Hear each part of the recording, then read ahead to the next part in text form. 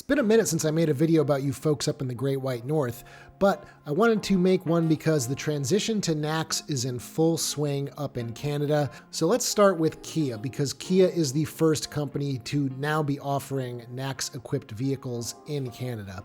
So the 2025 Kia EV6 was released earlier this year, and that does have a NACS port, and it is conveniently located on the driver's side of the car to accommodate version 3 Tesla superchargers. The 2025 Kia EV9, I don't know if they're still selling those in Canada, but the 2026 does have a NACS port, unlike the 2025's CCS. Unfortunately, they did not relocate that to the driver's side of the car. And Kia Niro EV, it looks like that is still utilizing the CCS port as well. But that car is not long for this world, so I don't anticipate them ever changing it over to NACS. They're likely just going to introduce the Kia EV3 into the market, most likely next year. Now, moving on to Hyundai, the 2025 Ioniq 5 that has been sold most of this year still utilizes a CCS port. They are importing the car from Korea as opposed to getting it from the Georgia plant here in the United States, which does offer it with a NACS port. But it does look like the Korean spec is now going to feature a NACS charge port for the 2026 model year, which should be going on sale very soon. If you go to Hyundai Canada, you'll see they have pages for both the 2025 and the 2026. But moving on to the Ioniq 6. So that is going to be a full refresh, kind of like the 2024 to 2025 Ioniq 5, and that is likely going to launch with a NACS charge port in the Canadian market. That should be going on sale later this year, early next year, but a date has not been set in stone yet.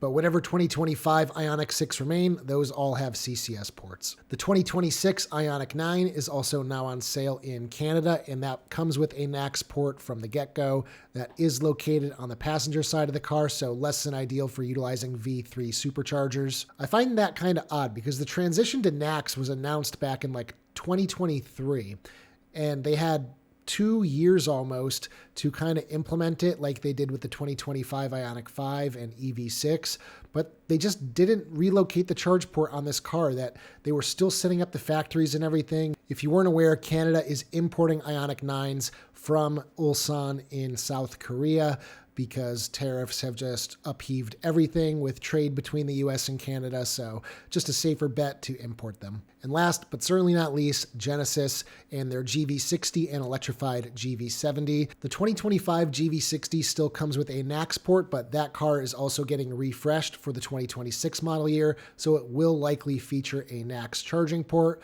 Same thing goes for the electrified GV70. Mid-cycle refresh for 2026 should get a NACS port. So besides the Niro Electric, basically every Hyundai Kia Genesis by the end of the year, early next year, is going to have a NACS charging port. You're not going to be able to buy a CCS car anymore. And this kind of leads me into the second part of this video that I just wanted to talk about and kind of get your guys' thoughts down in the comment section. As Canadian EV drivers, are you excited about the transition to NACS, or would you prefer to continue using CCS? Just looking at PlugShare and Tesla Supercharger maps, it seems like there's quite a few Tesla superchargers throughout Canada, but less than I expected. I mean, I know your guys' population is significantly less than the US, and most of the population lives in like that southern band of the country. So I guess it makes sense that you don't have to have Tesla superchargers as spread out and as frequent as we see here in the US. But it does look like they fill in a lot of gaps on the Trans-Canada Highway, so that should be good for people who are frequently driving across the country. What do you Canadians actually think? Especially for those of you who come down into the US a lot and use our charging infrastructure. Do you just feel better knowing that you can easily access superchargers, or do you not really care? Let me know down in the comment section, because I really don't know what the transition to EVs is fully like up in Canada. And before you guys ask, no, I don't have any information on the complimentary NACS to CCS charging adapters that Hyundai Canada said would be coming later this year for you guys who previously bought cars equipped with a CCS charging port. But when I do know, I will be sure to make another video for my friends up north. If you're sick and tired of waiting for Hyundai to send you your NACS to CCS adapter, check out A2ZEVshop.com.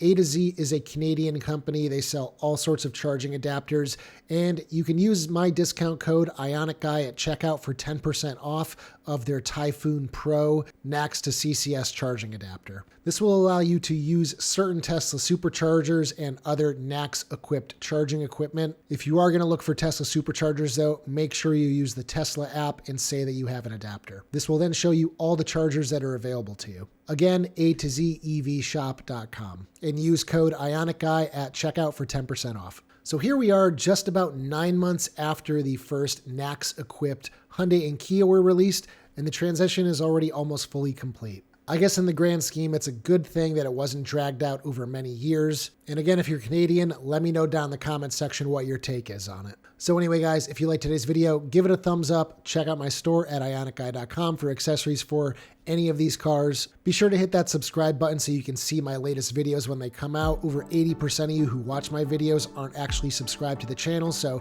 be sure to click that button and the bell. It really helps me out. And as always, I will see you guys in the next one. Take care, everybody.